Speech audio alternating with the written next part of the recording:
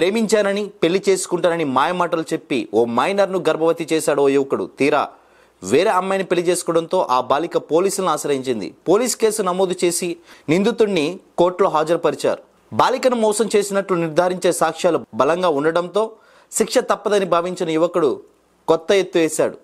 పెద్ద మనుషుల రంగంలో దించి 5 లక్షలతో కేసు నుంచి బయటపడే ప్రయత్నం చేశాడు. నల్గొండ జిల్లాలో జరిగిన ఈ అమానీయ ఘటన వివరాల్లో జిల్లాలోని యారసానిగూడెం గ్రామానికి చెందిన ఓ బాలికను 6 ఏళ్ల క్రితం చిల్లపల్లి గ్రామానికి చెందిన వెంకన్న అనే యువకుడు ప్రేమించానని పెళ్లి చేసుకుంటానని చెప్పి నమ్మించాడు. మాయ మాటలతో మభ్యపెట్టి శారీరకంగా వాడుకున్నాడు. దీంతో బాలిక గర్భం దాల్చగా వెంకన్న మాత్రం వేరే పెళ్లి చేసుకున్నాడు. దీంతో పెళ్లి చేసుకుంటానని చెప్పి మోసం చేశాడంటూ వెంకన్నపై బాలిక కట్టంగూర్ పోలీస్ స్టేషన్ లో ఫిర్యాదు చేసింది. ఈ క్రమంలో పోలీసు సదరు యువకుడిపై కేసు నమోదు చేసి వెంకన్నను కోర్టులో హాజరుపరిచారు. DNA పరీక్షల్లోనూ బాలిక గర్భానికి కారణం వెంకన్నని తేలింది.